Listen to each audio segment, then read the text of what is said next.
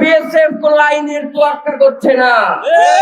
সীমান্তে আমাদের ভাইদেরকে নির্বিচারে গুলি করে হত্যা করছে। তারা ফেলানীকে হত্যা করে কাঁটাতারে ঝুলিয়ে রাখছে। তারা স্বর্ণদাসকে হত্যা করে খাটিয়াই করে দেশে পাঠিয়ে দিচ্ছে।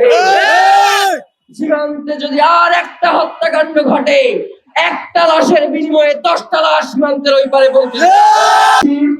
সীমান্তে আমাদের ভাইদেরকে হত্যা করা হয়, আর আমরা গিয়ে খাটিয়ায় করে তাদের লাশ নিয়ে আসি। এর বাইরে আমাদের আর কিছু করার নাই।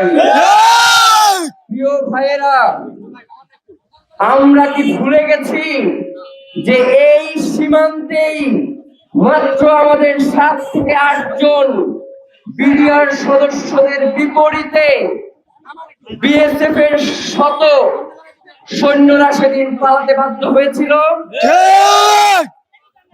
আমাদের ভাইদেরকে হত্যা যারা করবে, সীমান্তে আমাদের ভাইদের উপরে যারা আঘাত করবে, রাষ্ট্র যদি যথাযথভাবে ব্যবস্থা গ্রহণ না করে, তাহলে বাংলাদেশের মানুষকে সেই ব্যবস্থা গ্রহণ করতে হবে।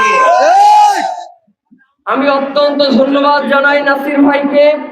এত ব্যস্ততার মধ্যেও উনি সীমান্তে গিয়ে সেই শহীদ সীমান্তের মানুষদের সাথে দেখা করে এসেছেন।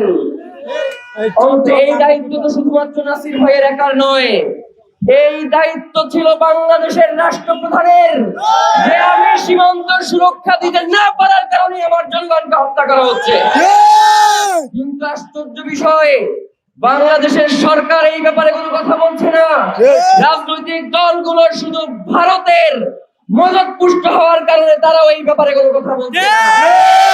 কিন্তু বাংলাদেশের অধিকাংশ জনগণ যারা এই সীমান্ত হত্যার বিরুদ্ধে, একটা আন্তর্জাতিক আইন রয়েছে যে সীমান্তে অনুপ্রবেশকারীকে গ্রেফতার করে যথাযথ বিচারের মুখোমুখি করতে হবে, কিন্তু বিএসএফ কোন আইনের তোয়াক্কা করছে না। সীমান্তে আমাদের ভাইদেরকে নির্বিচারে গুলি করে হত্যা করছে। তারা ফেলানীকে হত্যা করে কাঁটাতারে ঝুলিয়ে রাখছে। তারা স্বর্ণদাসকে হত্যা করে খাটিয়াই করে দেশে পাঠিয়ে দিচ্ছে। সীমান্তে যদি আর একটা হত্যাকাণ্ড ঘটে, একটা লাশের বিনিময়ে 10টা লাশ সীমান্তের ওই পারে পৌঁছে। সবাইকে অসংখ্য ধন্যবাদ।